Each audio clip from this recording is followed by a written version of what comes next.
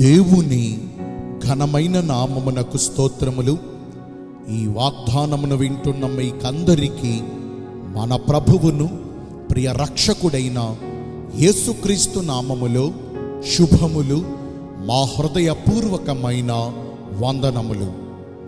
ఈరోజు మీ కొరకైన దేవుని వాగ్దానము సమూయేలు మొదటి గ్రంథము 17వ అధ్యాయము 37వ వచనము. యెహోవా నీకు తోడుగా ఉండునుగాక. మంచి దేవుడైన యేసయ్య ఈ మంచి వాగ్దానమును నేడు మనందరి జీవితములలో నెరవేర్చునుగాక. ఆమేన్. ఈ వాగ్దానాన్ని మనము పరిశీలిస్తే, సైన్యములకు అధిపతి అయిన యెహోవా దేవుడును మనకు కాపరి అయిన యేసుక్రీస్తు ప్రభువారు మన పక్షమునందు మనకు సహాయకుడై ఉండి, మన దీనస్థితిని బట్టి మన తల్లిదండ్రులు మనలను చేయి విడిచినను, మన స్నేహితులు బంధువులు మనకు దూరమైనను, మనకు ఆప్తులైన వారందరూ మనలను అనాథలుగా మిగిల్చినను, ఈ లోకమంతా మనలను మరచిపోయినను, మన చుట్టూ ఎన్ని ప్రతికూల పరిస్థితులు చోటు చేసుకుని పలు సమస్యల మధ్యన మనము చిక్కుబడిపోయినను, మనలను ఆదుకుని వారెవ్వరూ మన చెంతకు రాకపోయినను, మన ఆస్తులన్నీ కోల్పోయి రిక్తులుగా మనము మిగిలినను, మన విమోచకుడును మన నిజ స్నేహితుడైన యేసుక్రీస్తు ప్రభువు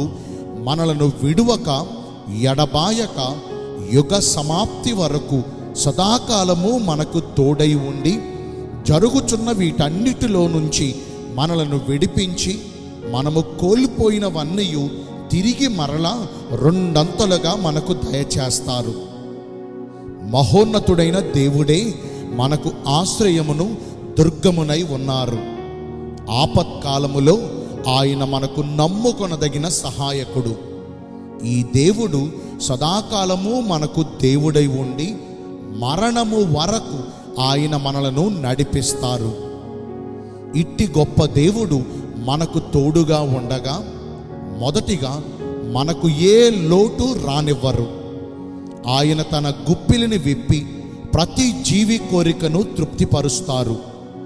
మన చుట్టుప్రక్కల ఎటువంటి కరువు పరిస్థితులు ఎదురైనా ఆయన మన పక్షమున నిలిచి ఉండి ఎల్లప్పుడూ మనకు సమృద్ధినిస్తారు.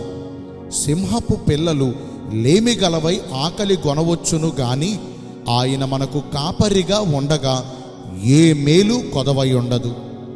రెండవదిగా మనకు ఏ అపాయమును కలుగనీయరు. గాఢాంధకారపు పరిస్థితుల మధ్యన సంచరించవలసిన పరిస్థితులు మనకు ఎదురైనా, మన చుట్టూ శత్రువు చుట్టుముట్టినను, పగలు ఎండ దెబ్బ వలనైనను, రాత్రి వెన్నెల దెబ్బ వలనైనను, నాశనకరమైన ఏ తెగులు బారినా మనము పడకుండా ఆయన రెక్కల మాటున మనకు భద్రతను, క్షేమస్థితిని దయచేస్తారు. మూడవదిగా మనము వెళ్ళు చోటు నెల్ల మనకు జయము కలుగుతుంది. మనము తలపెట్టు ప్రతి పనిలోనూ, మనము చేస్తున్న ప్రయత్నములన్నిటిలోనూ ఆయన మన పక్షమున ఉండి మన త్రోవలన్నిటినీ సరళము చేస్తారు. ఓటమి తప్పని రోజులు మనకు ఎదురైనా, చేజారిపోయిన పరిస్థితుల మధ్యన మనము ఉన్నను, ఆయన మనలను ఎన్నడూను ఓడిపోనివ్వడు.